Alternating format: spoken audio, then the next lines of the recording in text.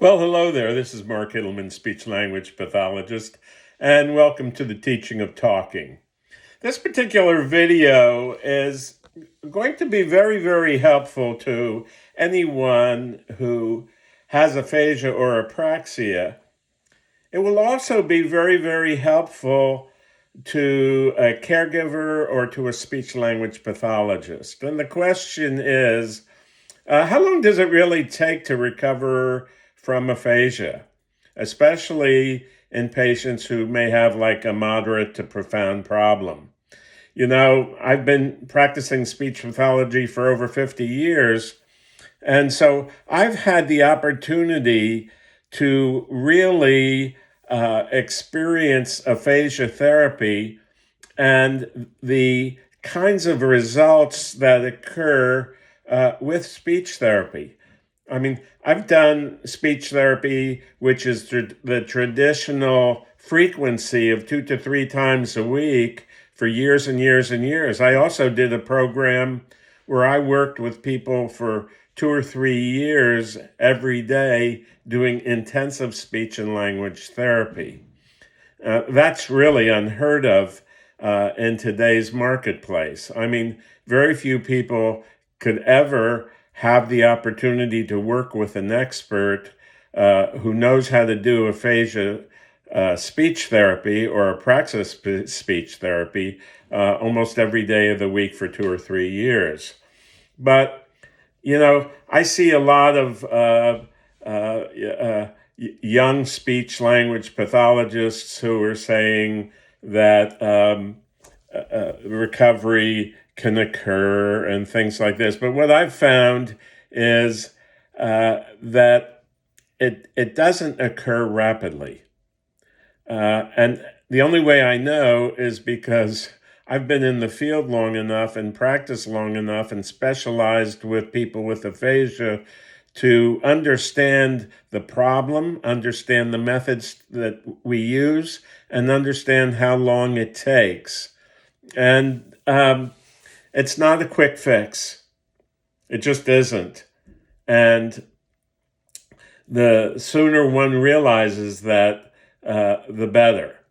Now, I could only come to this conclusion because I've practiced for that long with this population of people.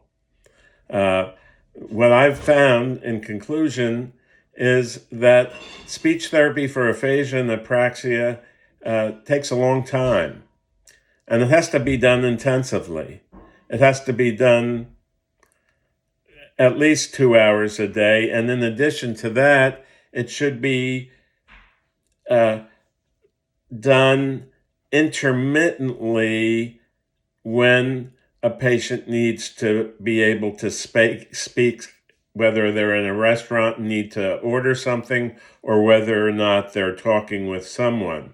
So the way speech and language stimulation should be done is now in intensive practice for an hour in the morning, hour in the evening or afternoon. In addition to that, to stimulate speaking when it's necessary around the house and when it's necessary for the person to really say something that's important to them.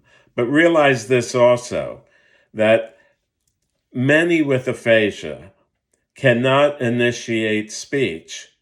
And so what has to be done is we have to give them the words so that they can initiate speech. That's what the teaching of talking is all about, is in all these situations, we give them the words at the time they need it. And then the caregiver is able to stimulate the person to speak in that situation because the caregiver knows how to stimulate the person with aphasia, how many words to use, whether it's a statement, whether it's a question, whether it's present tense, whether it's past tense, whether it's short, whether it's long. So just know that if you're really interested in improving your speech, you've got to make a long-term commitment to therapy. You need to find an expert, the best you can find, and you've got to be able to be totally committed to the process, and your caregiver, your wife, your husband, your daughter has to be equally committed for the therapy to really be successful, because of the fact that a person has usually damage to the speech and language area of the brain, and the areas around that damaged area will take over, but they never really work as well as the original part that processes speech and language. So the brain can do a fairly good job of recovering speech. That's what we call neuroplasticity, but it'll never be as good as the original part of the brain that wasn't affected by a stroke or a blood clot or anything like that. So just know that if you're going to go to speech therapy a couple times a week, you might get a little progress, but in the long run, you're not going to really be able to recover good functional recovery unless a caregiver learns what to do and is able to do that at least 2 hours a day and intermittently throughout the day. So that's the conclusion. I hope you have a great day today. There are some links to some of our products so that you can learn to do this stimulation. And if you like the video, please give us a thumbs up. And if you'd like to subscribe to our channel, please do that.